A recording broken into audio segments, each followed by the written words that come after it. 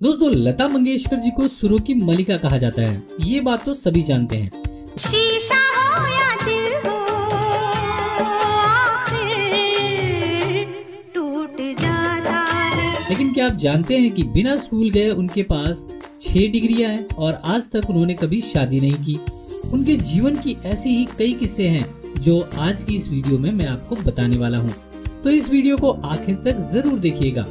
शायद बहुत कम लोग जानते हैं कि मध्य प्रदेश के इंदौर से आई लता मंगेशकर का असली नाम हेमा हरीदकर है। हेमा के पिता ने अपने गांव में मंगेशी के नाम पर ही अपने बच्चे का सरनेम हरीदकर से बदलकर मंगेशकर कर दिया और अपनी ही नाटक के एक पात्र ललिता के नाम पर ही उन्होंने अपनी बेटी का नाम हेमा से बदलकर लता रखा। किसी ने सोचा भी नहीं था कि इंदौर के एक छोटे से गांव से आई लड़की पूरी दुनिया में अपना नाम बनाएगी। बॉलीवुड के प्लेबैक सिंगिंग के प्रोफेशन में 65 साल से भी ज्यादा समय तक राज करने वाली लता मंगेशकर जी का जन्म 1920 में इंदौर में हुआ। पिता पंडित दीनानाथ मंगेशकर एक क्लासिकल सिंगर और जाने माने थिएटर आर्टिस्ट थे और उनकी मां सेवंती मंगेशकर गुजरात से थी और दीनानाथ जी की दूसरी पत्नी थी। उनकी पहली पत्नी का देहांत हो चुका था। लता मंगेशकर जी अपने भाई बहनों में सबसे बड़ी थी। उनकी 3 बहनें और एक भाई है। 5 साल की उम्र से ही लता जी ने अपने पिता के साथ मराठी म्यूजिकल ड्रामा में काम करना शुरू कर दिया था। वह अपनी छोटी बहन आशा को सबसे ज्यादा प्यार करती थी। उनके बिना वह कहीं जाती तक नहीं थी। लेकिन सन 1942 में उनके पिता चल बसे और उस समय लता जी सिर्फ 13 वर्ष की थी। पिता के जाने के बाद घर की माली हालत बिगड़ने लगी। लता जी सब भाई बहनों में सबसे बड़ी थी, तो दोस्तों पूरी जिम्मेदारी भी अब उनकी 13 साल के छोटे कंधों पर आ गई थी। उन्होंने अपनी पढ़ाई छोड़ी और काम ढूंढने का फैसला लिया। 14 साल की उम्र में वह कई बड़े कार्यक्रमों और नाटकों में अभिनय करने लगी। कहा जाता है कि सफलता का रास्ता आसान नहीं होता और लता जी की कहानी इसी बात को साबित करती है। कुछ बड़ी होने पर उन्होंने प्लेबैक सिंगर का काम ढूंढना शुरू किया, लेकिन वह जहाँ जाती वहाँ उस समय की जानी मानी सिंगर नूर जहान की आवाज से उनकी आवाज को कंपेयर किया जाता और नूर जहान के मुकाबले लता जी की आवाज लोगों को थोड़ी पैनी लगती और इसीलिए कई सारे प्रोजेक्ट्स उनके हाथ से निकल गए।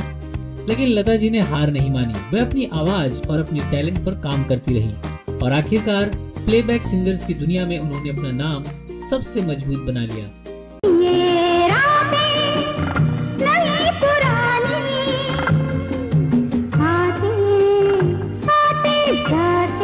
दीनानाथ जी के दोस्त और नवयुग चित्रपट मूवी कंपनी के मालिक मास्टर विनायक ने ही लता जी को उनका पहला गाना दिलवाया, लेकिन उनका यह गाना फिल्म में फाइनल कट में हटवा दिया गया, जिसके बाद उन्होंने अपना पहला हिंदी सॉन्ग माता एक सपूत की दुनिया बदल ले तू एक मराठी फिल्म गज्जा भाऊ के लिए गाया। समय लगा, लेकिन धीरे धीरे घर के हालात सुधरने लगे। समय बीतते बीतते 7 साल बीत गए और जब सब कुछ सही हुआ ही था तो आशा भोसले को गणपत राव भोसले से प्रेम हो गया।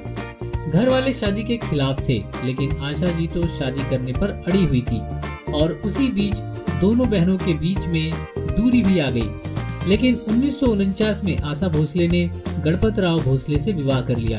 अब आशा जी के शादी कर लेने के बाद एक बार फिर से सारी जिम्मेदारी लता मंगेशकर के कंधों पर आ गई। हालांकि अब वह काफी प्रसिद्ध हो चुकी थी, इसलिए उन्हें कभी इतनी मुश्किल नहीं हुई, लेकिन परिवार की देखभाल करते करते उन्हें कभी खुद के लिए समय ही नहीं मिला।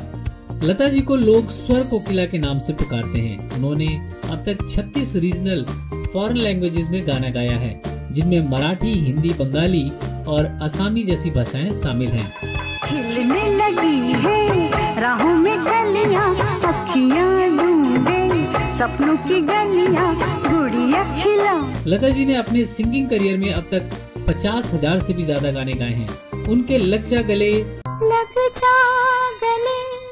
के फिर हंसी रात हो न हो,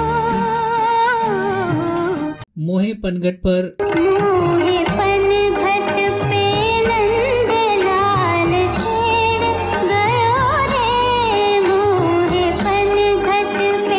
ए दिले नादान,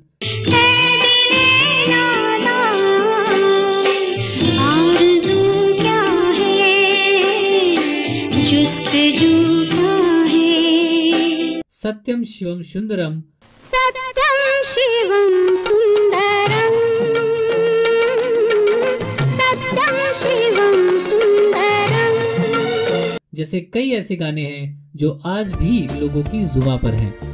लता मंगेशकर जी को उनके इस टैलेंट और हार्डवर्क के लिए भारतीय नागरिक सम्मान, भारत रत्न, पद्म भूषण, पद्म विभूषण, दादा साहब फाल्के अवार्ड जैसे कई दर्जनों देसी और विदेशी अवार्डों से नवाजा जा चुका है। और इतना ही नहीं दोस्तों, आज उन्हीं के नाम से कई राज्य संगीत के क्षेत्र में अवार्ड भी प्रदान करते हैं। तो दोस्तों यह थी कहानी लता मंगेशकर जी की। अगर आपको ये वीडियो पसंद आई है तो प्लीज इसे लाइक और शेयर जरूर करें। दोस्तों मुझे कमेंट सेक्शन में भी बताएं कि अगली वीडियो आप किसके बारे में जानना चाहते हैं। दोस्तों आपका कीमती समय देने के लिए बहुत बहुत धन्यवाद।